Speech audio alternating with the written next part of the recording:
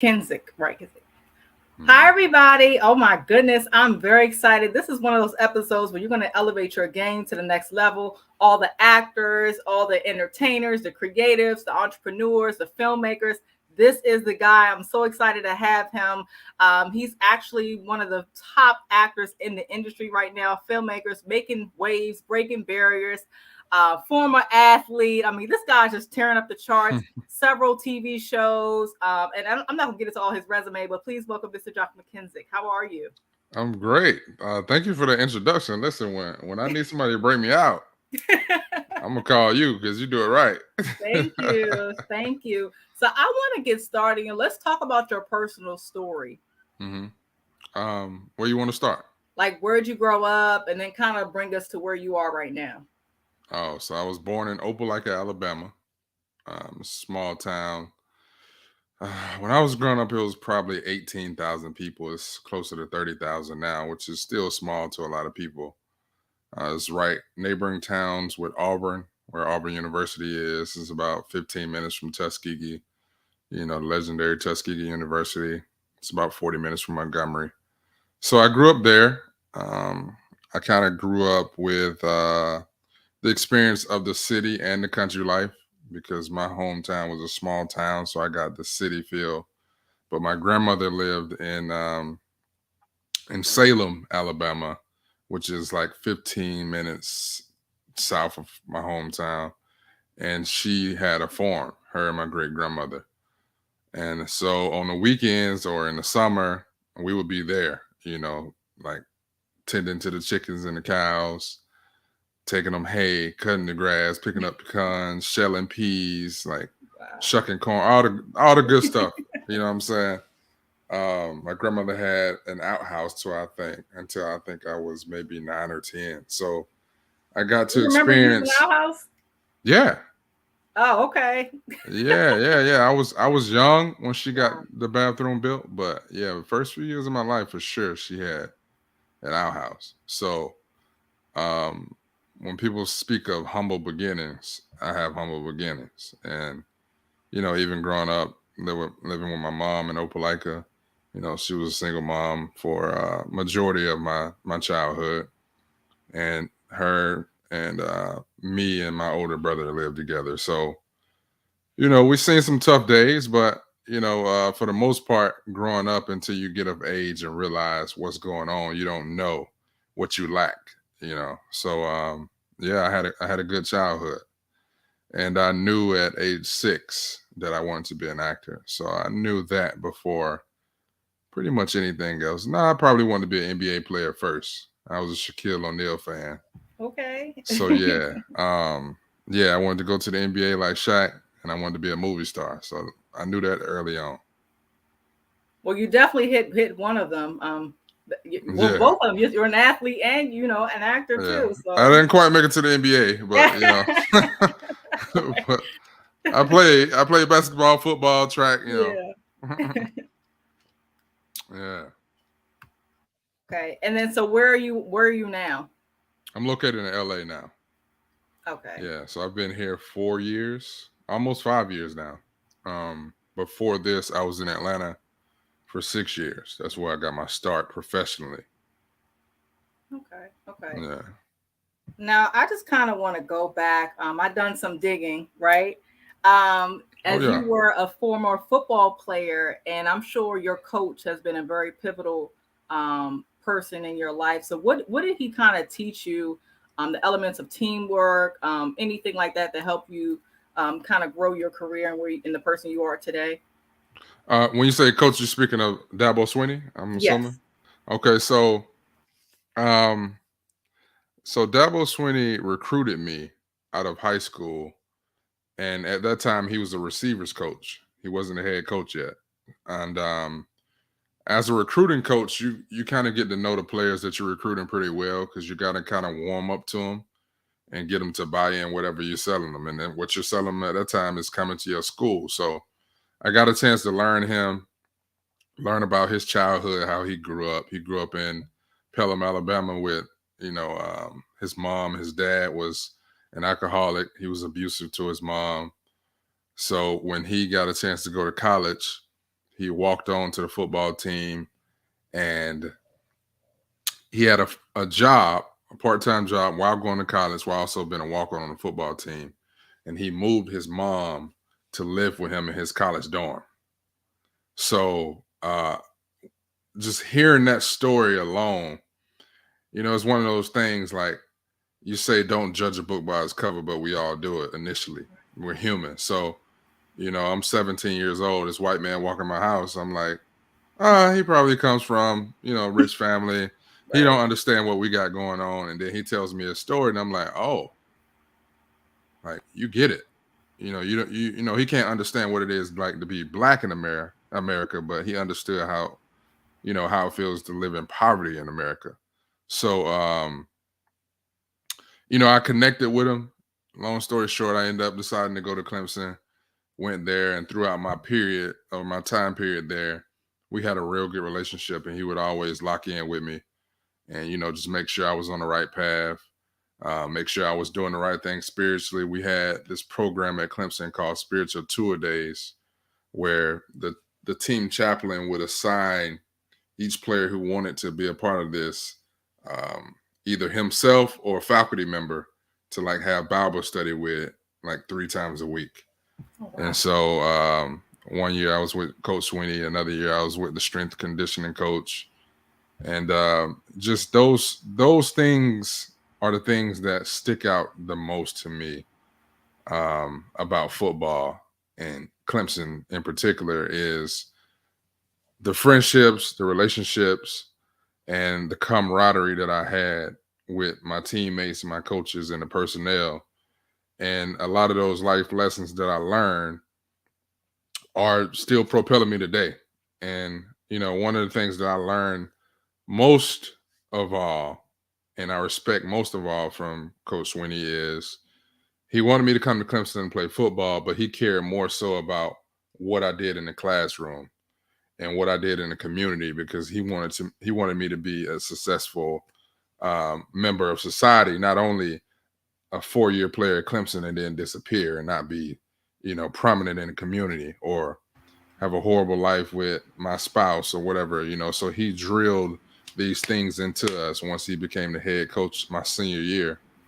And they stuck with me. And they stuck with me because not only were they valid and they made logical sense, but I could see that's how he lived his life.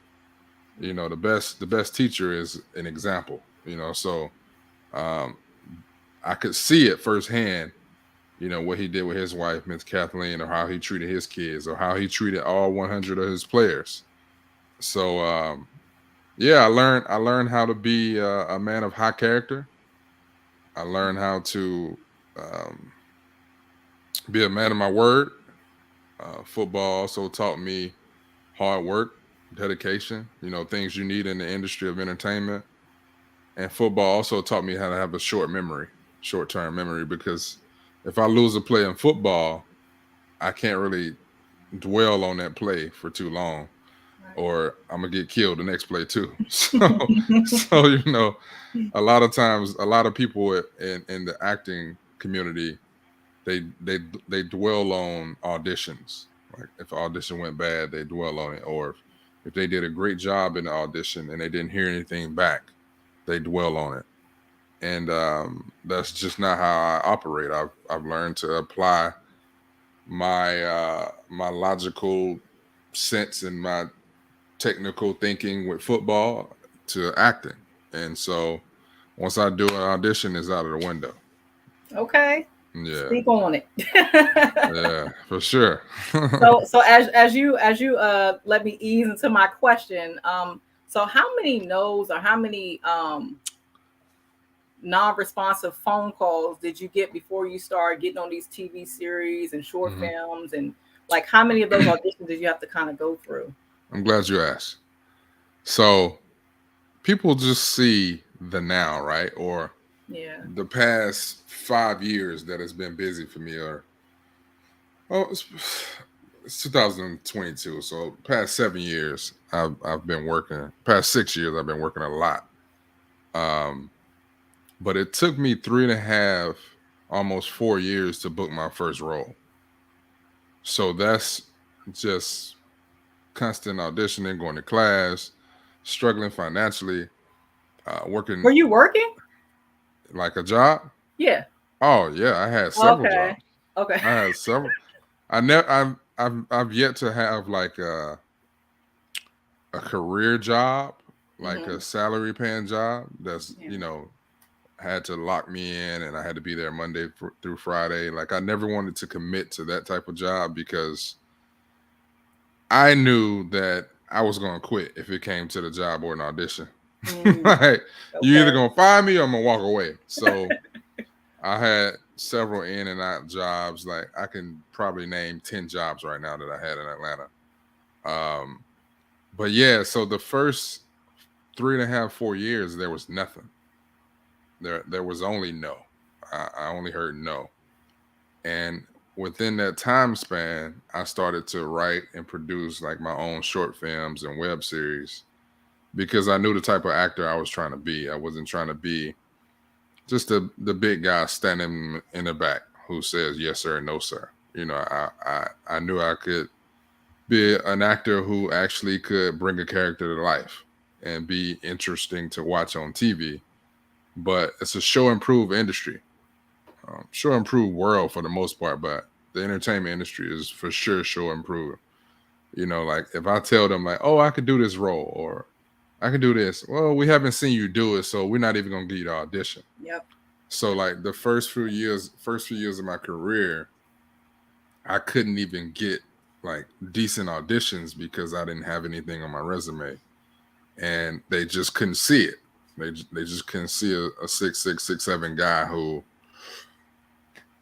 could be a single dad, and the women would find attractive. They just couldn't see that. So I would write my own movie where I was, a single dad, and the women would look at me and like, oh, he's so handsome. I would write my own movies, where I was the leading guy, and that's how I landed an agent in 2015. I signed with J Purvis Talent Agency in Atlanta.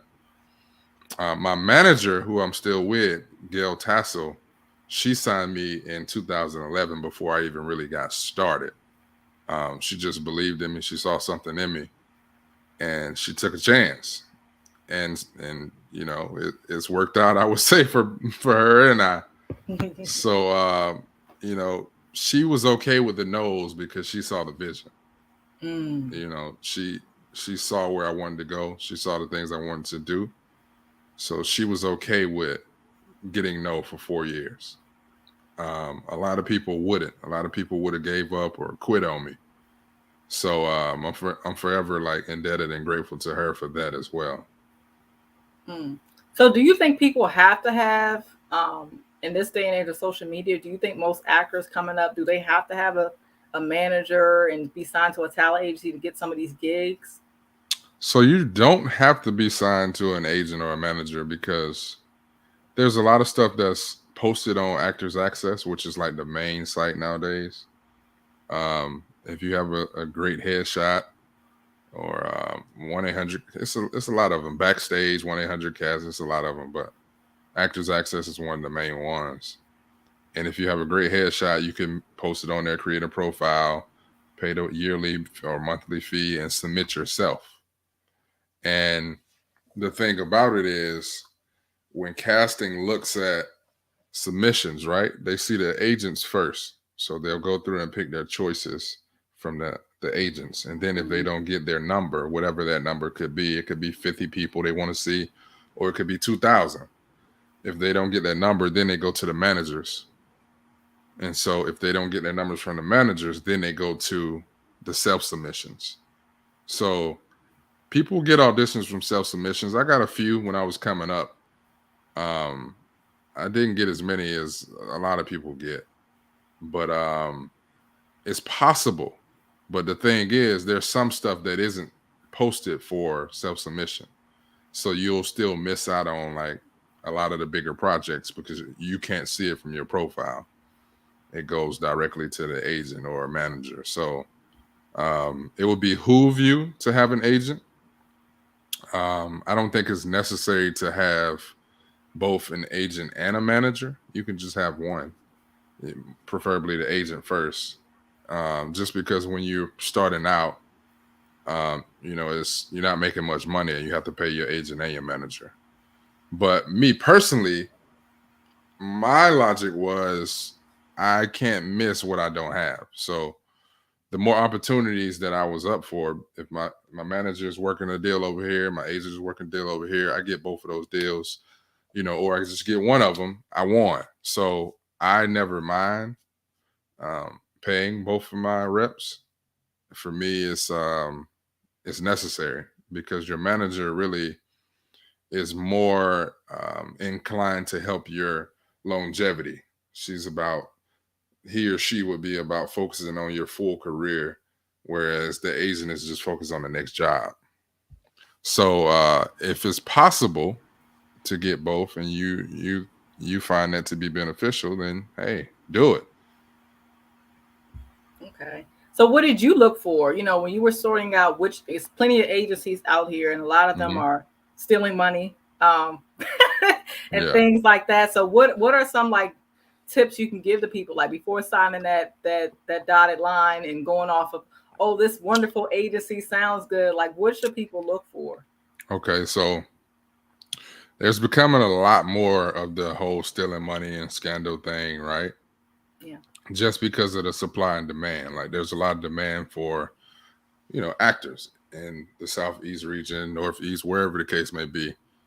So there's a lot of agencies that are popping up trying to, take advantage of these people who are just getting into the industry and don't know really what to look for. And the number one flag is when you're looking for an agent, if you have a meeting with an agent or a manager and they ask you for money, that's a red flag. Like your representation is never going to ask you for money before you book a job.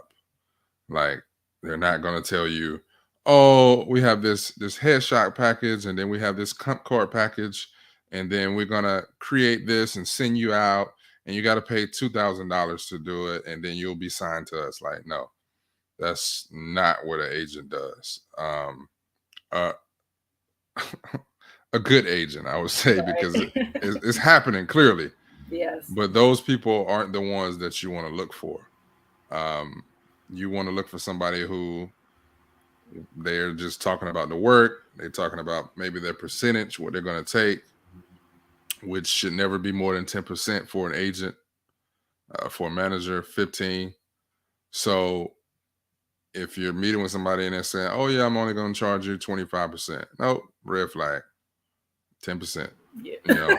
Um, so yeah, those are the biggest things to look for. Now, when it comes to more of the intricate things to look for, if the agent is legit, they're legit. They've been around for a few years. People with them, whatever the case may be, and you land a meeting with them. The number one thing you want to look for is, are they excited about you? You know, because there's some agents who just build a roster just to have a roster and, submit whoever when they want to submit them. So they'll give you a meeting.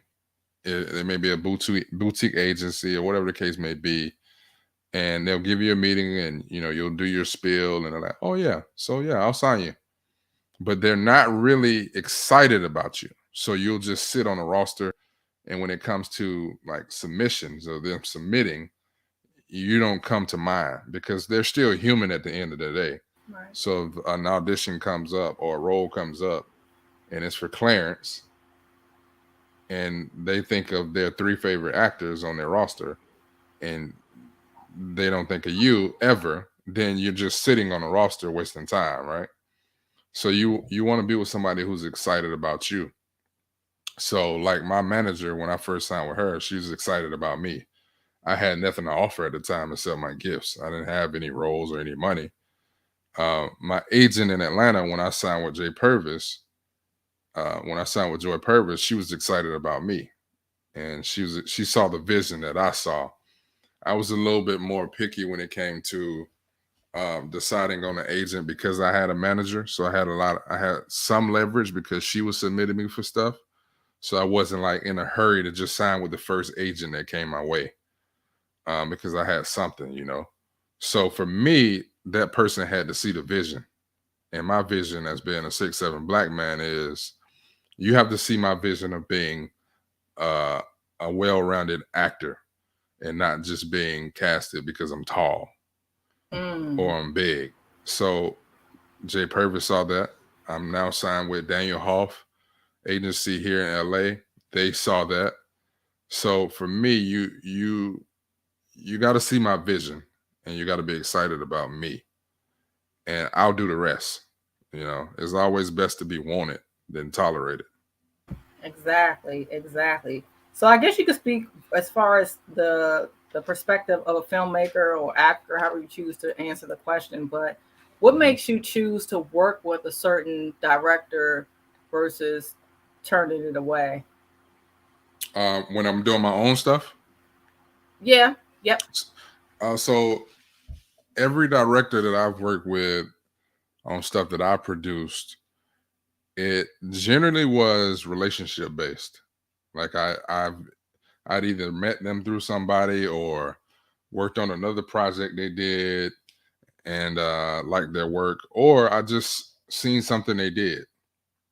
Me and my brother Patrick Walker had a guy here who he went to a film festival. This was yesterday. He went to a film festival for one of our other friends who's a DP, and he saw another film that was phenomenal, and he reached out to the director. So he came over and met with us about some ideas and stuff. So you just meet them through either witnessing their work or either like it's a relationship. So that's how I've chosen to work with directors in the past. Or once somebody reached out and like, "Hey, Jock, I would love to work with you. Here's some of my work," and I saw their work and it was dope. So I was like, "Yeah, let's work." So talk about the importance of being on time as an actor. You see how I'm slowly snowballing some of these questions. Listen, that is that is crucial. For me, it's easy because I come from the sports world, where if you're late, then you're gonna have like some extreme punishment, like running or something that you're gonna hate. So it was drilled into my mind, like if you're on time, you're late, and if you're late, or if you're on time, you're late. You know what I'm saying? If you're early, you're on time. You're on time. I heard that a million times in college, and I hated it. But I got into a habit of, if the workout starts at 6, I'm in the weight room at 5:55. I just got into that habit because things in life happen, right? So if you leave early enough, or you like prepare to do something early enough, and something comes up, you have time to like fix it. And that's the biggest thing that make people late. They don't prepare for the unknowns, right? So a lot of actors take it for granted because this industry is such a hurry up and wait industry. And they're like, "Oh, we're going to be there a long time anyway, so I'll be fine." But when you show up late, you PO in the director, you PO in the DP, you PO in the other actors. You got everybody waiting on you. Then you PO in the crew because you're delaying their day as well. So you get that rep after 1 or 2 times, like, oh, they're just going to be late. And that's not really the rep you want, because people will stop working with you. Like they will, and I think that's the most stupid reason for your character to be like shot down, is because you just were late, And granted, things happen, Right.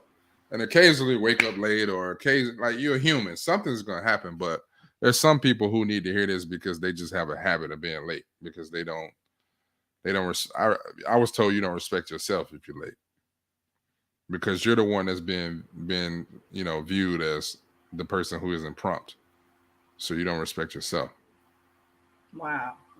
So what are your views? You were just in the Desi Banks Production When Duty Calls, and I've seen a lot of producers and short films where they're so pressed to have everything in person, especially with COVID going on, and you guys kind of went the digital route.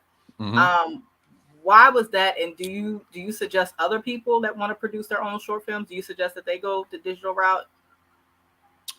So there's a few ways you can do it, right? So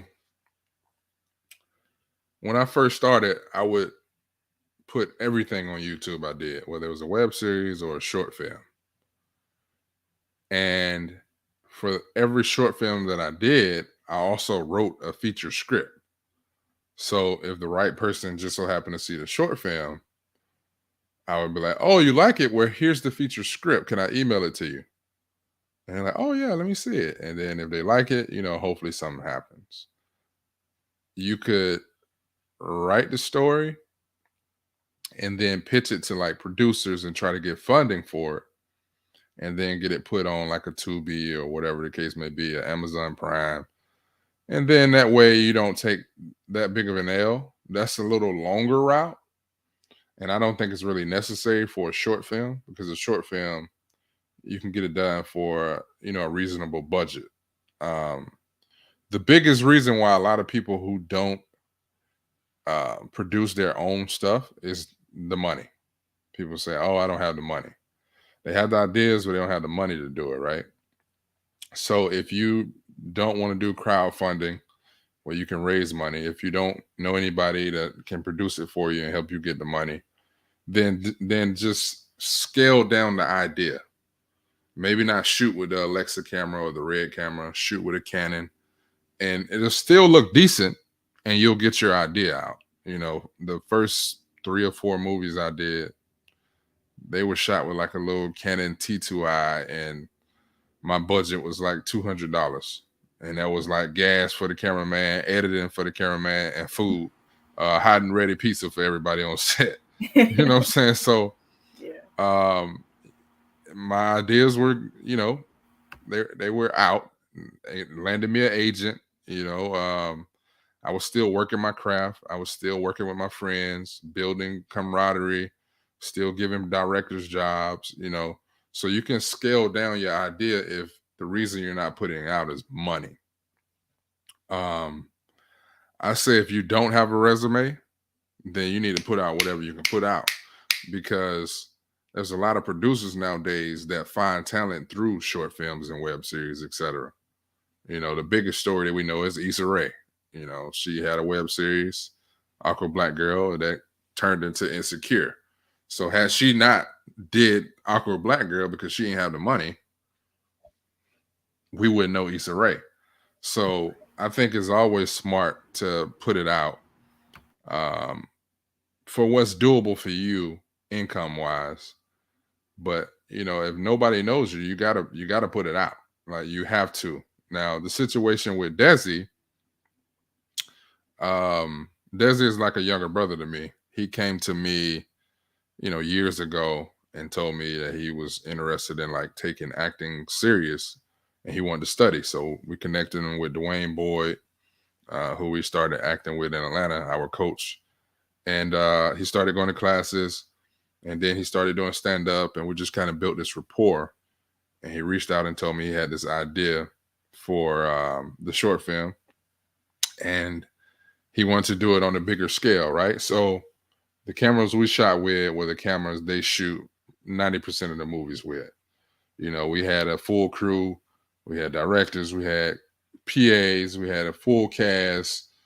It was a full production, but it was for a short film. And all of that came out of his pocket because he just wanted to invest in himself. Now he has the luxury to do that at this point. But what that does is, now you get that footage out, you get the idea out, and it's movie screen ready, right? The quality of it is, it can go right to the theater. It's a short film, so when people see it, they see it as, oh, this is great quality. I wonder what Desi has in mind for this. So now Desi also has a feature for that. Like if somebody were to come, or we're going to set up some meetings where people can see it and also see or hear the pitch for the feature film. So there's more than one way to skin a cat, as the old people say. But I think This is important.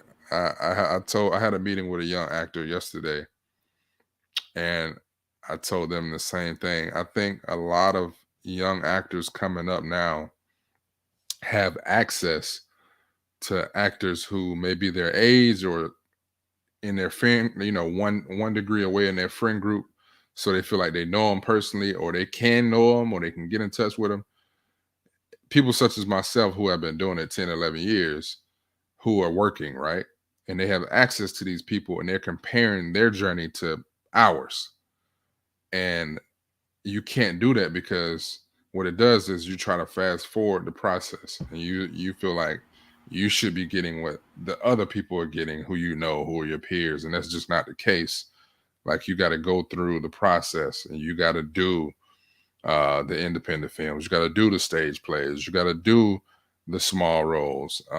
It just comes with the territory, for the most part. There's an occasional situation where one person, their first project will be a big movie. That's rare, though. Most people got to pay their dues, and they've gotten this idea from social media, because I see it all the time on social media. You have to pay me for my talents, and most of that comes from like people who are small business owners or entrepreneurs that are like graphic designers or accountants or whatever the case may be. You got to pay me. You literally have to pay those people, or you're not getting a service. Right. As an actor, you can't view it the same way. If you feel like whatever you do as an actor in the beginning, you have to be paid for, yeah, your network gonna be slim, because you're gonna have some other friends and peers around you that are doing a lot of stuff who can't afford to pay you. But because you have this idea, you're like, I'm not doing it because you can't pay me. You miss out on a lot of work, and you miss out on a lot of camaraderie and friendship building. Like, it can't be solely about the money. Now, money comes with it, in due time, the money will come. But in the beginning, you got to kind of be ready to grind it out, for sure. So how did you create organic relationships?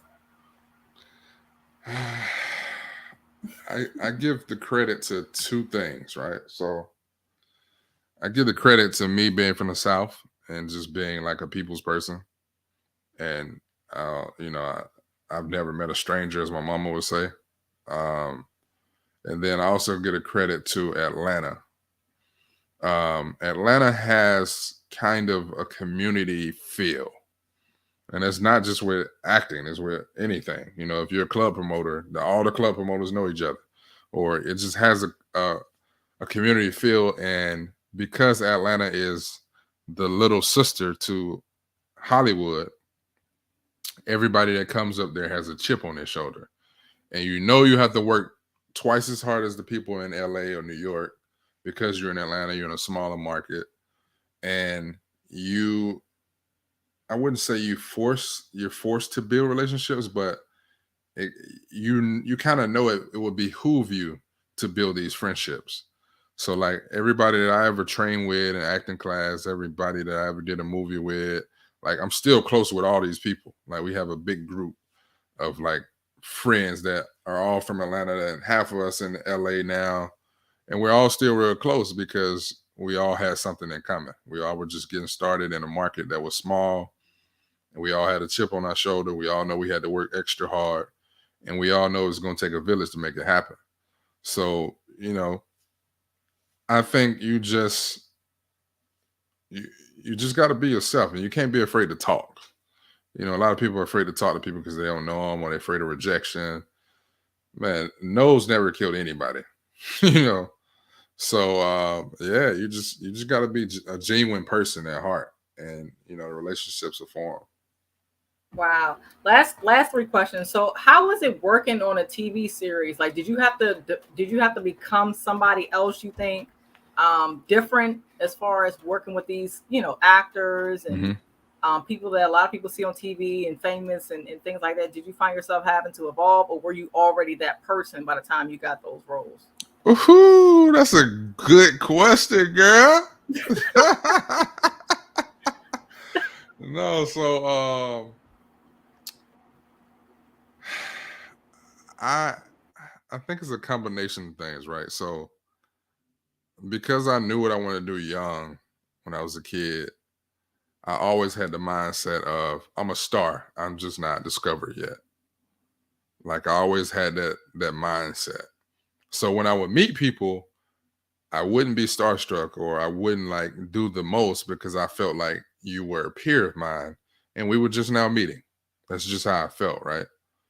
But logically in my head, I knew that I wasn't their equal because I hadn't got to the level of where they were. So I had to do I would just say like working and getting those 10,000 hours helped me with falling into those roles or those situations on set because I don't view them as, oh, this is Oprah Winfrey. Well, nah, I lie. I was starstruck by Oprah. Oprah and Shaq were the only two, and just because of my story, both of those are like they're two key components of my story. And working with those people, it all came full circle. So that's why I was starstruck. But outside of that, I don't view them as like, oh, I'm supposed to be here, like imposter syndrome, right? And a lot of people have that because they feel like they haven't worked hard. I know I've worked. I know I've deserved to be here. I know I've grinded for it. So when I meet them, they see me as an equal or like as a coworker because of how I carry myself, you know. And not to say that I'm not realistic when it comes to conversations. So when I have conversations with these people on set, they open up to me and they're asking me questions about who I am and my background. I do the same and I inquire about information that I don't know or I don't have yet. You know, when I'm talking to Bryan Cranston, I'm asking him questions about being a producer and at a high level, or how does he choose roles? You know, what does he think about um, the industry from his standpoint with black actors? And what do you think we should be doing? And, you know what I'm saying? Just I ask him questions that I don't have the answer to. You can't be afraid to do that either. But you being um, just genuinely who you are and having that confidence and knowing you deserve to be there opens up the door for all of that because people can feel energy, you know. If you're like, you know, kind of shut off and you're looking around and you just look like you don't supposed to be there, nobody is going to talk to you or open up to you, you know. So yeah, great question. Thank you. Yeah. So what let's talk about your mom. I'm sure your mom was one of your biggest cheerleaders. And did you have to cut anybody off or love some of your family members from a distance? You know, when you told them from the beginning, you know, I'm gonna become a big star. I'm curious. I want to hear that. Did you read it somewhere? Like what? Hold on No. now. Why you asking this? Oh man, this one might hurt. Oh, you got the red cup out? You took the red cup? Yeah, excuse my red cup. You know what I'm saying? It's water in here, but you know, okay. I'm still from Alabama at the end of the day.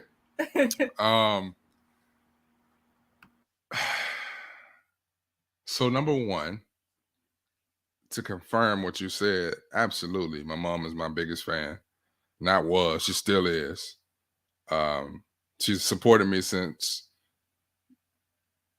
you know, she supported me in my acting dream when she didn't even know she was doing it, right? And I say that because at age 6, when I knew I wanted to be an actor, that next year I did my first thing, and that was I played Dr. MLK in the Black History Month like play. And it really wasn't a play, it was a presentation. So they chose like 20 kids to be like somebody from history, and you're supposed to go up and say your name and like 1 or 2 sentences and sit down. So I lied to my mom and told her I had to learn the whole I have a dream speech, you know. So she like took me to the library, you know, and like printed out the stuff. And, you know, we sat there at the library for a while and I studied. And then after that, every day while she was cooking dinner, she would make me go over the speech and like read it out loud until I remember it. So on the day of the actual presentation, I did it, and I was the last person to go, thank God. And I did it. But by the time before I even did it, she kind of realized that I kind of embellished a bit, like, nobody else ain't saying a lot. You know what I'm saying? But I did it. The teacher was happy, she was happy, and in my mind, it was confirmation. Like, yeah, this is what I want to do. This is how I want to affect people. I couldn't articulate that as a 7-year-old, but I knew the feeling I had. I wanted to feel it again. So she's been supporting me from Jump Street. When I told everybody after I got done playing football, well, first of all, when I told them I was about to retire from football and start acting, I would say probably 80% of my family and friends questioned it. Like 80% of them, I would say, were like, why would you do that? Like, why keep playing football? Like, you just had a good season. You had to work out with the Giants. You know what I'm saying? You just went to minicamp with Saskatchewan. Like, it's going good. Why would you stop? Some of them were like, well, you have a college degree from Clemson University. Just get a job. I had a bunch of different stuff. Somebody was like, you should be an agent. They were like sending me people to try to get me to be an agent. One of my cousins was trying to get me to do like pharmaceutical sales. And, some of this stuff was appealing because of the amount of money. And, I had like $500 to my name at this moment. But I knew what I wanted and I knew what it took. So I didn't care. I didn't care what anybody said. I packed my car, me and my $500, all my clothes, and I moved to Atlanta. I actually packed a cousin's car. I didn't have a car at this moment. And I borrowed my cousin's car for like a couple months. And I moved to Atlanta and slept on one of my homies' couches who I met through doing some extra work when I first started. And he had a 1-bedroom apartment. Jason Winston slept on his couch for like a year and a half and paid him when I could. He didn't ask for anything. He just supported the dream. Forever indebted to that brother. You know what I'm saying? Like, I say his name every interview because without Jason Winston, I probably wouldn't be sitting on this interview right now. So, yeah, a lot of people didn't really see the vision. A couple, my mama was like, yeah, whatever you want to do, baby. You know what I'm saying? Like, yeah, go do it. You can do it. I was like, yeah, I'm gonna do it, mom. She's like, I believe it. But she would just make sure she just wanted to know I was good. So she'd be like, are you working? You're good. You got some money for food, stuff like that. And I was like, yeah, I'm good. And I purposely didn't invite my mama to my house for like first few years I was in Atlanta because I didn't want her to worry about me. I didn't want her to like see I was working like 5 jobs and like living on the couch. And, I just didn't want that. I wanted my mama to be, focusing on herself and, the other things and focusing on them prayers for me. So, yeah, a lot of people didn't see the vision. And I wouldn't say that I cut. A lot of people I think get cutting somebody off confused, right? So when you tell somebody, oh, you got to cut people out of your life, we automatically feel like we gotta like, hey, yeah, so I can't talk to you no more. Don't call my phone. We ain't friends no more, okay? I know this hurt me too, but we can't talk no more.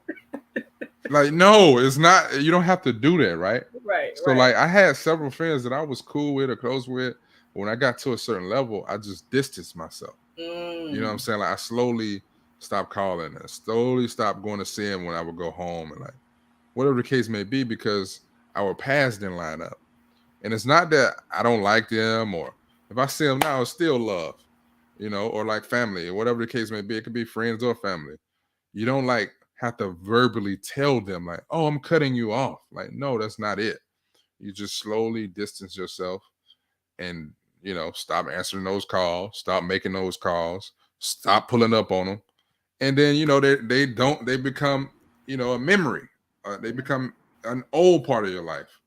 And then you have room to bring in people that are going to water you, and encourage you to do what you got to do.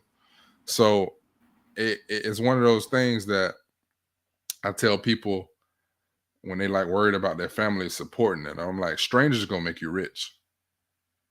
Your family's not gonna make you rich. It's not enough of them. So their support is cool, that's good and all. You need support from the strangers. So go build that network. Go meet some new people. And once you get in your mind that that's what you got to do, and you handle your business. No matter what you're trying to do, you handle your business, and you know the best aha moment is when you start doing some stuff.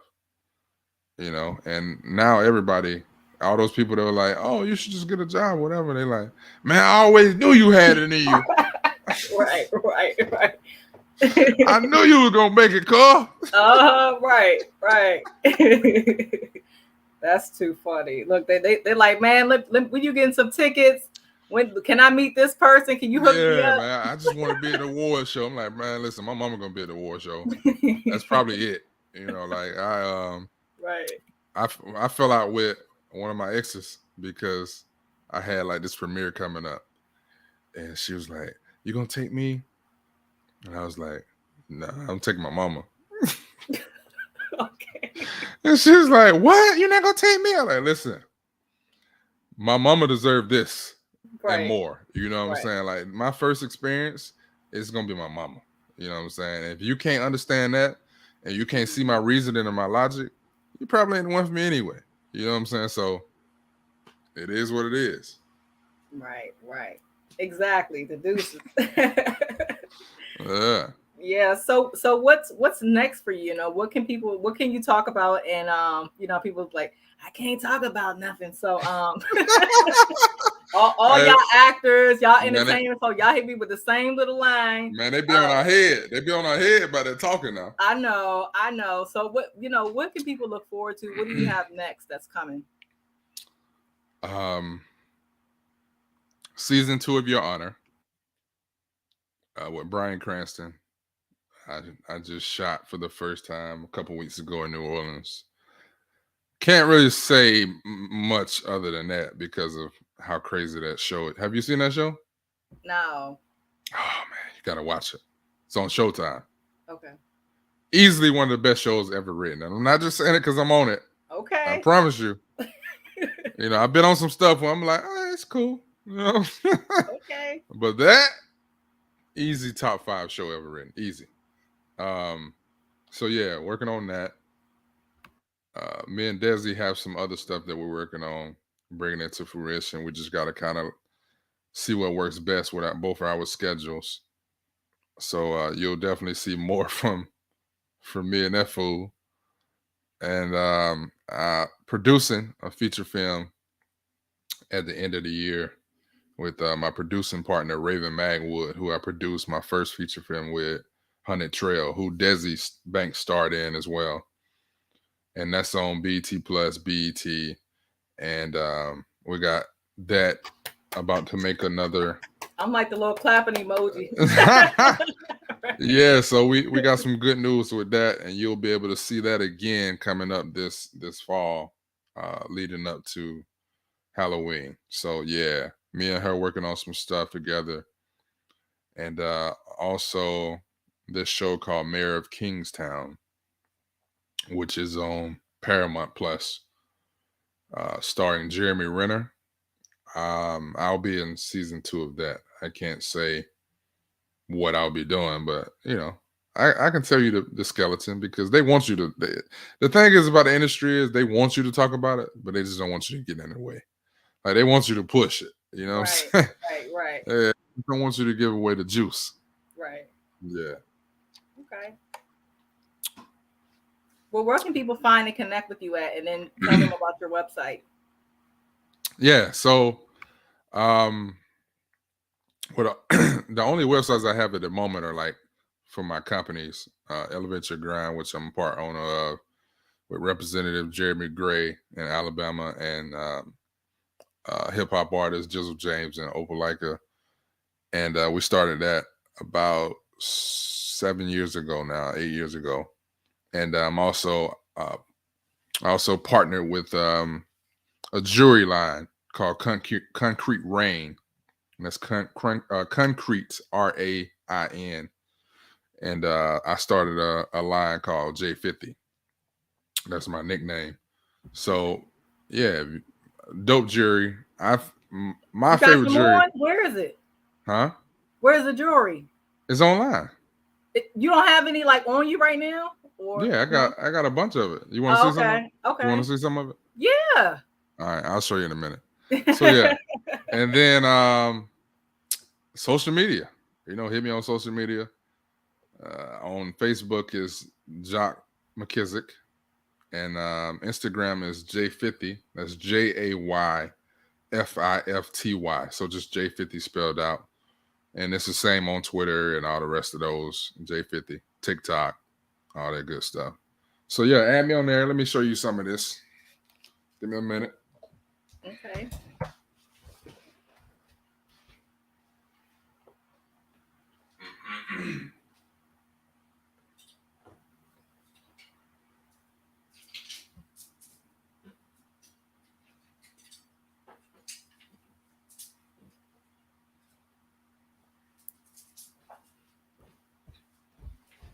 Doc, I'm big on promotion. Promote. Oh, you don't have the headphones on. All right. Doc, I forgot you had the headphones, and I'm like, yeah, I'm big on promotion. Promote. Oh yeah. Yeah. Oh, that's So nice. it's like 100% like quality stones. I have like onyx and tiger's eye. This is rainbow tiger's eye. Tiger's eye is good for really like your nice. energy. Yeah, this is one of my favorite ones, the bronze one. This is jade. So this is pure jade. It's probably the most expensive one. I like that one. Yeah, it's like it's like pure jade stones. You know what I'm saying? Jade kind of expensive, so yeah, it's one of my favorite ones. Yeah. This is the green tiger's eye. Ooh, that's like emerald color. That's like my birthstone. Yeah. That's nice. Yeah. And it has a jaguar head on it. Oh, that's dope. Yeah, so jaguars are like good spirit animals because they're like a sign of strength. Yeah, and this is another one of my favorite ones. Oh, that's pretty too. Yeah, the turquoise. Ooh, you got so some I have nice like colors. I have like probably 15, 16 for men and women, because of course women can wear the men's stuff, and then I have some that's solely for women. My favorite stuff on the whole line is the women's stuff. Like, I got some dope stuff for women, yo, like rose quartz and like all kind of stuff. Pearl, like it's dope for sure.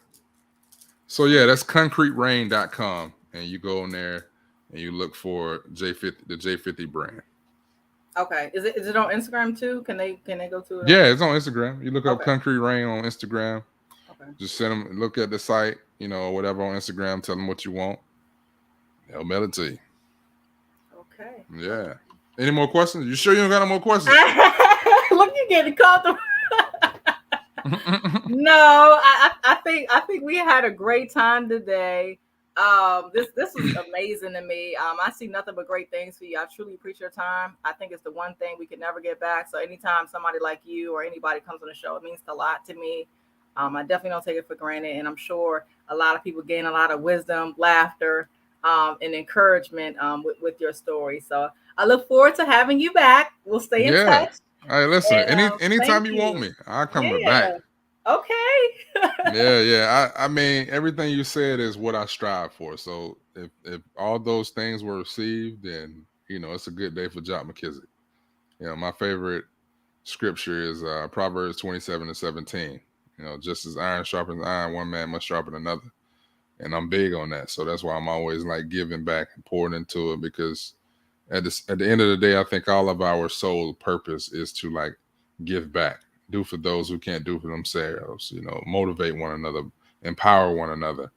And if you ain't doing that, you ain't living, in my opinion. So yeah. A word. You need to add some books next to your I don't know if that's in the works, but man, listen, hey, look, people have been trying to get me to write a book forever, yo. It'll come. I have no excuse other than in my head, I haven't lived enough. I'm just big on like paying my dues, when it comes to Or maybe you everything. could do like a mini book, maybe like a mini book on like, I don't know, a topic, like something like that. It doesn't have to be like a biography, but maybe like a mini book based off your experience, because they do have those. Yeah, you're right. I'm with you when you're right. Look. Yeah, I might. I mean, I've been thinking about it for a long time, for sure. Okay. It's just a matter of narrowing it down of what would I base the first one on, But it's coming. Author Jock McKissic for sure is in the works. I just don't know when. Yeah. For sure. Yeah, God uses people to speak some of those things that we're thinking about, and gives us the green light. So I guess I was another green light for you to write that mini book. Yeah, you're right. You're right. Hey, listen. Yeah. When God sent His message, now I listen. Okay. Well, thank you again. Live from Los Angeles. Hopefully, you guys, the rent can go down out there. I love it. Please, God. Please, God, let the rent go down. Y'all, Man, I I'll feel be for living y'all, in the a mansion taxes in and the rent. Atlanta right now. Jesus. Oh man, I'm gonna keep y'all in my prayers. Please put Jock McKissic rent down. I got enough people praying for everything else. Right. Exactly. Oh my goodness. Man, it's crazy. Thank you again. I appreciate it. For sure. I appreciate you. Thank you for having me on. And if you ever need me for anything, even outside of the podcast, just hit me. If you see anybody I'm connected to that you want to talk to, just let me know. Okay. And we'll get them on for sure. Thank you. Of course.